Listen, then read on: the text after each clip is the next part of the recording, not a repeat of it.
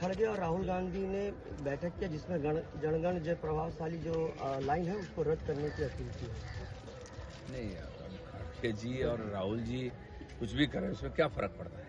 Parliament में कानून पास हुआ है, हमारे संविधान और स्वतंत्रता के बाद जो नेतृत्व वंदे मातरम को सम्मान दिया है, देश की जनता सम्मान का है उसको स्वीकार किया है। अब पूरा देश में पूरा वंदे मातरम गायन हो रहा है, कोई समस्या नहीं है। कांग्रेस को देश हित में कुछ भी होगा तो समस्या होता है, धीरे धीरे समाधान हो जाएगा उसका। और तृणमूल कांग्रेस के नेता अभिषेक बनर्जी जो अपील किए थे सुप्रीम कोर्ट में, उसको लेकर सुप्रीम कोर्ट ने 20 सांसदों को नोटिस किया कल। कानूनी प्रक्रिया है, अब वो लोग नोटिस का उत्तर देंगे और उनकी पार्टी का मामला है। और हालांकि 29 में राहुल गांधी कह रहे हैं चीज़ों को सस्ता किया जाएगा और जो जिस तरह से महंगाई बढ़ रही है उसको कम किया जाएगा हमारी सरकार। कांग्रेस के जमाने में क्या सस्ता था, उसके अनुपात से देखिए परसेंटेज में हर चीज सस्ता है, इसलिए उनके पास कोई इशू नहीं है बोलने के लिए। सरकार इतना अच्छा काम कर रहा है तो उनके पास कोई इशू नहीं बोलने के लिए, आंदोलन करने के लिए। तो इसी प्रकार स्टेटसमैन दे रहे, अगले क्या करेंगे, पिछले क्या किया आपने, बीच में 10 साल तो आपने राज चलाया, क्या हालत कर दिया था देश का, सोना तक बेचना पड़ा था। ये पुराना मसला है जो कि अब फिर से उठ के आया है कि अब स्कूलों में हिजाब को लेकर जो ड्रेस कोड है उसको लेकर अब आलोचना चल रही है उत्तर प्रदेश में, इलाहाबाद में। ऐसा ड्रेस कोड जहाँ है, आर्मी में, पुलिस में, दूसरे पैरामिलिट्री फोर्सेस में भी महिलाएं अभी जा रही हैं, वो क्या हिजाब पहन के जाती हैं। इसलिए स्कूल का ड्रेस कोड सबको मान्य है, कोई अपना घर में पहने, सामाजिक अनुष्ठान में पहने, अपने मर्जी का पोशाक पहन सकता है, लेकिन जहाँ कानून है, व्यवस्था है, डिसिप्लिन की बात है, वहाँ तो उसको अलाउ नहीं किया जा सकता ना। देवेंद्र महतो जो झारखंड में प्रोटेस्टकारी के प्रथम मुख थे, उन्होंने कल प्रेस कॉन्फ्रेंस करके कहा सरकार उनकी बात नहीं सुन रही है, हम लोग रास्ता जाम करेंगे झारखंड। नहीं, जो लोग आंदोलन में दिल्ली में जाके विद्यार्थियों के साथ थे वो नेता कहाँ हैं, क्यों नहीं विद्यार्थियों के साथ आ रहे हैं आज झारखंड में। छात्रों का अधिकार है अपना भविष्य को सुरक्षित करने के लिए, वो तो आंदोलन करेंगे ही।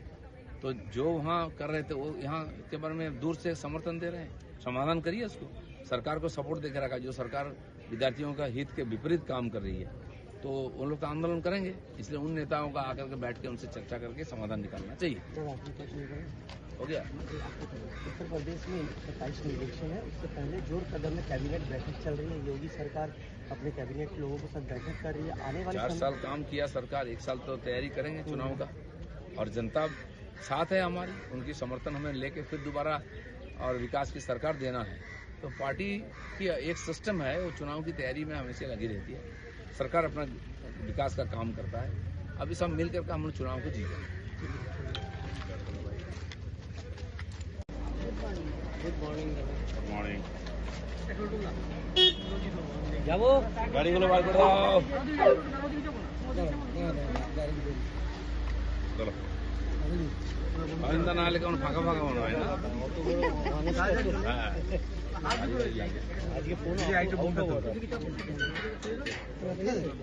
চলো। 6 দিন পর যাদবপুর বিশ্ববিদ্যালয়ে পুলিশ ঢুকলো, এসিপির নেতৃত্বে তদন্ত কমিটি হলো, কিন্তু এখনো পর্যন্ত কোনো গ্রেপ্তার নেই।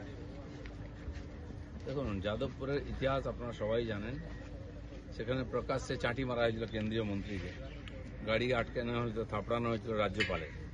কাকে অ্যারেস্ট করেছে, কি করেছে? ওরা সফটলি হ্যান্ডেল করেন, তার ফলে এই ধরনের যারা অ্যান্টি সোশ্যাল টাইপের লোক তারা দাপিয়ে বেড়াচ্ছে। কিছু নূতন ছাত্রছাত্রী ইনোসেন্ট থাকে, তাদের গিয়ে ভড়কানো হয়। তো আমার মনে হয় এখন সময় এসে গেছে কড়াকড়ি স্টেপ নেওয়া। কর্তৃপক্ষ চিন্তা ভাবনা করছে, যেহেতু পুলিশকে দায়িত্ব দিয়েছেন, পুলিশ বাকিটা দেখবে, অপেক্ষা করা উচিত। যাদবপুরের পর কলকাতা বিশ্ববিদ্যালয়ের ক্যাম্পাসেও গতকাল এসএফআই এবিভিপির সংঘর্ষ, গণ্ডগোল, উত্তেজনা। কলেজে কলেজে শিক্ষা প্রতিষ্ঠানে ছাত্রদের সংঘর্ষ বাড়ছে। আপনি ভাবুন না, সিপিএমের আমলে প্রত্যেক কলেজে বম পড়তো, মারপিট হতো, প্রিন্সিপালকে তালা মেরে দেওয়া হতো, চেয়ার ছুঁড়ে মারা হতো। সেই দিনগুলো চলে গেছে, কিন্তু সেই কালচারটা কমিউনিস্টদের রয়ে গেছে যাদবপুরে।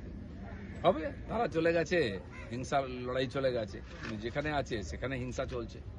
তার পরিবর্তন একটু সময় লাগবে, শুরু হয়েছে, শেষ হবেই। গতকাল রাতে বাঁশদ্রোণীতে তৃণমূল কংগ্রেস কাউন্সিলরের যে অফিস, সেখানে প্রাক্তন কাউন্সিলর 113 তিনি বসেছিলেন, সেখানে অভিযোগ যে বিজেপির বাহিনী গিয়ে ভাঙচুর করেছে, তার হাতের সোনার বালা পর্যন্ত ছিনিয়ে নিয়েছে। এত দামি বাংলা পড়ান কেন? হাতে যে ছিনিয়ে নেয়, কার টাকা এত দামি পড়ে? একটা কাউন্সিলর। আমি তো প্রশ্ন করবো যে এত দামি বালা পড়ো কেন? যেন প্রাণ টানাটানি হবে। আমরা তো একটা আংটি পরতে ভয় পেতাম, আঙুলটাই না কেটে দেয়। যাই হোক, স্বপ্ন দেখছেন ওনারা যে এখন উনি ইলেকশন আসছে, ক্যান্ডিডেট হবে, নাম ফাটাবার জন্য এসে উল্টো পাল্টা বলছেন। কেউ ওদের নিয়ে ভাবে না। আর কেউ যদি করে থাকে দুষ্কৃতকারী, কমপ্লেন করুন থানায়, পুলিশ স্টেপ নেয়। ফের লাভ জিহাদের অভিযোগ, তদন্তের নির্দেশ দেবাংশু বসাক ডিভিশন বেঞ্চে। সুন্দরবন কোস্টাল থানায় জোর করে ধর্মান্তরকরণের অভিযোগ স্থির। এই ধরনের বহু জায়গায় খ্রিস্টান মিশনারিরা ধর্মান্তরণ করার চেষ্টা করছে। লাভ জিহাদও চলেছে একসময়, হিন্দু মেয়েদের নিয়ে গিয়ে বিয়ে করে ধর্মান্তরিত করার। তো একদিন যে সরকার ছিল এগুলোকে দেখতো না, কমপ্লেন নিত না। এখন সমস্ত কমপ্লেন হবে, এই ধরনের যেগুলো দেশবিরোধী কাজ সেগুলো বন্ধ হবে। আবার ঘুষ চক্রের পর্দাফাঁস এবার ঝাড়গ্রামে, সেখানে কনস্টেবল সহ গ্রেপ্তার 4। ঝাড়গ্রামের ট্রাক থেকে বেআইনিভাবে তারা টাকা তুলছিলেন, সেই অভিযোগে রাস্তায় প্রকাশ্যে আমরা দেখেছি পুলিশ দাঁড়িয়ে ট্রাক আটকে চাঁদা তুলছে। বহু অভিজ্ঞতা আমার আছে। খড়গপুর থেকে রাত্রে কলকাতা আসতে গেলে লম্বা লম্বা 1-2 কিলোমিটার লাইন হতো ট্রাকের। একটা পুলিশ, 2টো সিভিক মিলে সমস্ত হাইওয়েকে আটকে দিয়ে এক একটা গাড়ি ছাড়ছে আর টাকা নিচ্ছে। ভিডিও আমরা করেছি সেই সময়, কেউ শুনতো না। এখন এই সমস্ত বদমাইশি বন্ধ হবে। পুলিশ যদি প্রথম ঠিক না হয় তাহলে প্রশাসন ঠিক হবে না। তো সেই জন্য যে চাপ সরকার দিচ্ছে এখন, এ সমস্ত কিছু হবে। যারা ঠিক হবে না তাদেরকে জেলে যেতে হবে।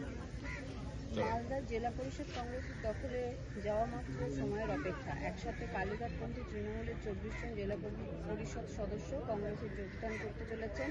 মালদা জেলা পরিষদ দখল করতে চলেছে কংগ্রেস। বিস্ফোরক দাবি মালদা জেলা কংগ্রেস সভাপতি তথা দক্ষিণ মালদার সাংসদ ঈশা খান চৌধুরী। যদি ওখানকার মেম্বাররা মনে করেন যে তারা পাল্টাবেন নেতা বা পার্টি, তো সে অধিকার আছে, ওদের পাল্টাচ্ছে। যদি এমপিরা পাল্টাতে পারেন, এমএলএরা পাল্টাতে পারেন, জেলা পরিষদের মেম্বাররাও পাল্টাতে পারে। এখন পরিবর্তনের লহর চলছে সব জায়গায়। কংগ্রেস জানি না স্টেটমেন্ট দিচ্ছে কি হবে। তো যদি ওখানে ফ্লোরে তারা নিজের প্রমাণ করতে পারেন মেজরিটি, তো যে করবে তার দিকেই যাবে। স্কুলে সংস্কৃত দিবস পালনের নির্দেশ। 25 থেকে 31শে আগস্টের মধ্যে যে কোনো একদিন পালন করতে হবে সংস্কৃত দিবস। ভালোই। পশ্চিমবাংলা থেকে সংস্কৃত ভাষাকে উৎখাত করে দেওয়া হয়েছিল। অসংস্কৃত অসংস্কারিত লোকেরা এখানে দাপিয়ে বেড়াচ্ছিল। সংস্কৃত এলে সংস্কার আসবে, পরিবেশ ঠিক হবে, শিক্ষা ঠিক হবে। আমাদের ভারতবর্ষের সংস্কৃতি, পরম্পরা, ইতিহাস, সমস্ত জ্ঞান সংস্কৃতের মধ্যেই আছে। তো পশ্চিমবঙ্গকে যেমন বাংলাদেশ বানাবার জন্য চক্রান্ত চলছিল, আর সংস্কৃতকেও বাদ দেওয়া হয়েছিল, সেই তারই একটা প্রক্রিয়া মাত্র ছিল। তার পরিবর্তন হওয়া উচিত, পুনরায় সংস্কৃতের প্রতিষ্ঠা হওয়া উচিত এখানে, যাতে পরবর্তী প্রজন্মের মধ্যে সংস্কারও আসে। 2029 সালে একই সঙ্গে লোকসভা এবং বিধানসভা নির্বাচন। এনডিএ পরিচালিত রাজ্যগুলির অনেকেই সম্মতি দিয়েছে। এটা কি সম্ভব? দেখুন, এর জন্য কমিটি হয়েছে ডিলিমিটেশন ব্যাপারে, ওয়ান নেশন ওয়ান ইলেকশনের ব্যাপারে। সে কমিটি তারা সবার সঙ্গে দেখা করেছেন, কথা বলেছেন, রিপোর্টও দিয়েছেন। সরকার সেই রিপোর্টের উপর ভাবনা চিন্তা করবে, যেটা সম্ভাবনা আছে, সম্ভব যেটা হওয়া উচিত। মানে ইলেকশন সারা বছর চললে উন্নয়নের কাজ করে না, কর্মচারীরা ব্যস্ত থাকেন। আর সেই জন্য আমার মনে হয় এটা হওয়ার যে একটা পরিবেশ তৈরি হচ্ছে দেশে আস্তে আস্তে, সাধারণ মানুষ এটার উপযোগিতা বোঝেন, কিন্তু যাদের অস্তিত্ব সংকটে আছে তারা ভয় পাচ্ছেন ইলেকশন হলে হেরে যাবেন, শেষ হয়ে যাবে। কিন্তু রাষ্ট্রের স্বার্থে যেটা ঠিক হবে, সাধারণ মানুষ ঠিক করবেন, ওটাই হবে। রাজ্যের পালাবদলের পরে তৃণমূল ও আইএসএফ এর সহযোগিতায় পঞ্চায়েত দখল নিল বিজেপি। পঞ্চায়েত সমিতির পর গতকাল টানটান উত্তেজনার মধ্যে মথুরাপুরের 1 নম্বর ব্লকের দক্ষিণ নারায়ণপুর দক্ষিণ গ্রাম পঞ্চায়েতের প্রধান নির্বাচন। দেখুন, গত ইলেকশন যেমন টিএমসি জোর করে করেছিল এবং বোর্ডও অনেক জায়গায় জোর করে গঠন করেছিল, তার পুনর্বিন্যাস হচ্ছে। মেম্বাররা যদি মনে করেন তারা ওখানকার নতুন করে নেতৃত্ব নিয়ে আসবেন, পরিবর্তন করবেন, তো সে অধিকার তাদের আছে। সারা পশ্চিমবঙ্গ জুড়ে এরকম একটা পরিবর্তন শুরু হয়েছে। বিজেপির তো সব জায়গায় মেম্বারও নেই, আমাদের ভোটই করতে দেওয়া হয়নি। যারা আছে তাদেরকেও জোর করে করা হয়েছিল, যাকে নেতা বানানো হয়েছিল তাকেও জোর করে করা হয়েছিল পয়সা লুটার জন্য। আইনও পাল্টেছে, পরিস্থিতিও পাল্টেছে, কিছু পরিবর্তন তো হবেই। সুকান্ত মজুমদার কলকাতার দায়িত্ব পেয়েছেন, পুরসভা নির্বাচনের ইনচার্জ হচ্ছেন। রাহুল সিনহা হচ্ছেন হাওড়ার নির্বাচন। অর্থাৎ পুরসভা নির্বাচনের প্রস্তুতি শুরু করে দিল বিজেপি। নিঃসন্দেহে হাওড়ার মতো 13 বছর ধরে ইলেকশন হয়নি। দুর্গাপুর যান, 8 বছর ধরে ইলেকশন হয়নি। ইলেকশন ইমিডিয়েট হওয়া উচিত, তা নাহলে পরিষেবা হবে না, উন্নয়ন হবে না। আর ভারতীয় জনতা পার্টি যেভাবে লড়াই করে রাজ্য সরকার বানিয়েছে, সমস্ত পুরসভা পঞ্চায়েত যেখানে ইলেকশন হবে সেভাবে লড়াই করে আমরা সেখানে আমাদের সরকার মানে বোর্ড প্রতিষ্ঠিত করবো, যাতে উন্নয়নের ধারা নিচে অবধি ঠিকঠাক যায়। তো তার জন্য বরিষ্ঠ নেতাদেরকে দায়িত্ব দিয়েছে পার্টি। দাদা, শেষ প্রশ্ন যেটা হচ্ছে, আমরা দেখলাম যে গত কয়েকদিন ধরে দুধ গরম নিয়ে রাজনীতি চলছে ফুটপাতে। মুখ্যমন্ত্রী তাকে আস্তানা দিলেন এবং সমস্তটাই শেষ করে দিলেন, মানে যে বিরোধীদের প্রশ্ন ফুটপাত দখল কিভাবে দেখেন আপনি? দেখুন, ফুটপাত দখলটা একটা ফ্যাশন পশ্চিমবাংলায়, আর তার পিছনে ওদের সুবিধার চাইতে রাজনৈতিক লাভ বেশি আছে নেতাদের, সেই জন্য এটা বন্ধ হয় না কখনো। কিন্তু এটা তুলতেই হবে। কলকাতার রাস্তা কম, গাড়ি বেড়েছে, মানুষের হাঁটার জায়গা নেই, তারপরে ফুটপাত দখল করে কেউ বাড়ি জায়গা দোকান করবে, কেউ ফল বিক্রি করবে, পানের দোকান করবে, গরম দুধ করবে, তাহলে মানুষ হাঁটবে কোথায়? তো সেই জন্য সরকার রাস্তা বার করছে। তা আমি শুনলাম, কালকে আমিও গেছিলাম ওখানে নিউ মার্কেটে, ওখানে যে যারা এসেছিলেন দেখা হলো, আমাকে গাড়ি আটকে বলে যে আমরাই গেছিলাম মুখ্যমন্ত্রীর সঙ্গে দেখা করতে, আমরা কথা বলেছি, আমাদের কোনো কমপ্লেন নাই। তো সবাই অ্যাডজাস্ট করতে তৈরি আছে। সরকারও আপিল করছে যে যেন সবাই মিলে এখানকার আইন শৃঙ্খলা, রাস্তাঘাট যাতে সুরক্ষিত হয় তার ব্যবস্থা যেন করেন। আমার মনে হয় লোক সহযোগিতা করছে, সময় লাগবে, আস্তে আস্তে সবাই নিজেকে ঠিক করছেন, রাস্তা পরিষ্কার করছেন। মেছো বাজার, এত বড় বাজার মার্কেট পুরো বন্ধ ছিল, খালি হয়ে গেছে, কাউকে কেস করা হয়নি, লাঠি চালানো হয়নি। মানুষ বুঝে গেছেন যে এইভাবে চলতে পারে। বিরোধীরা বুঝছে না। বিরোধীরা বুঝলে তো তার দোকান চলবে না। আর তারা বুঝুন বা না জন্য কিছু যায় আসে না, সাধারণ মানুষ শেষ কথা বলবেন। हिंदी का स्टॉप करे आवाज करें।